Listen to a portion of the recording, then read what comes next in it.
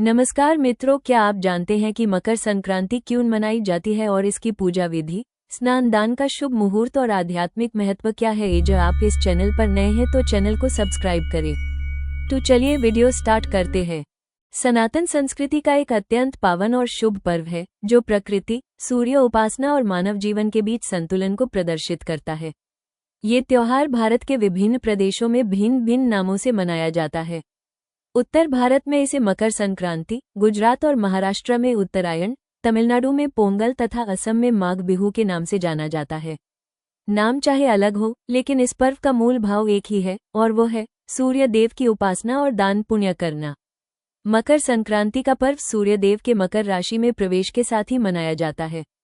यह वो क्षण होता है जब सूर्य उत्तरायण होते हैं और खरमास के बाद शुभ काल आरंभ होता है। धार्मिक दृष्टि से यह समय आत्मशुद्धि और पुण्य अर्जन के लिए अत्यंत श्रेष्ठ माना गया है। वर्ष 2026 में मकर संक्रांति का पर्व 14 जनवरी को मनाया जाएगा। इस दिन का पुण्य काल दोपहर 3:13 से आरंभ होगा। वहीं महापुण्य काल दोपहर 3:13 से शाम 4:58 तक रहेगा। शास्त्रों के अनुसार इस अवधि में किया गया स्नान दान और पूजा कई गुना पुण्य फल प्रदान करती है। माना जाता है कि इस शुभ काल में दान करने से अक्षय पुण्य की प्राप्ति होती है और साधक के जीवन में सुख समृद्धि का वास होता है। मकर संक्रांति का धार्मिक महत्व अत्यंत गहन है।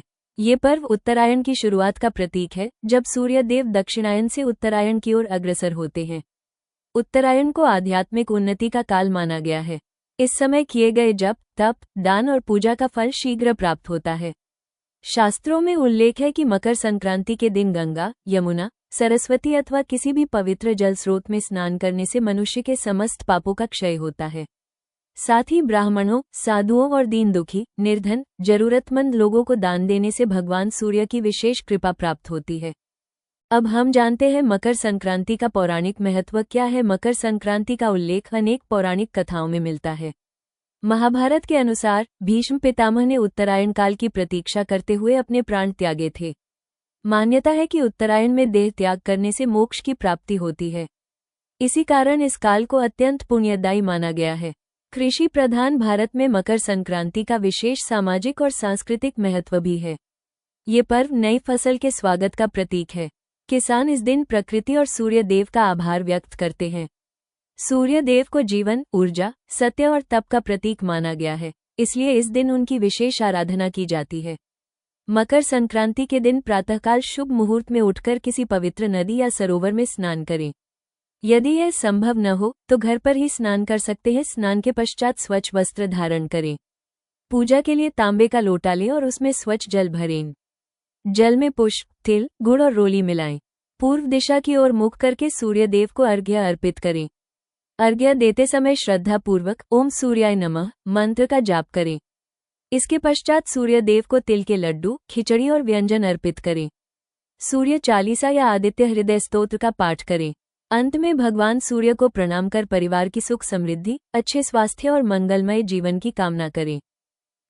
हम आपको बताते हैं मकर संक्रांति पर दान का विशेष महत्व क्या है। मकर संक्रांति का पर्व दान पुण्य के बिना अधूरा माना जाता है।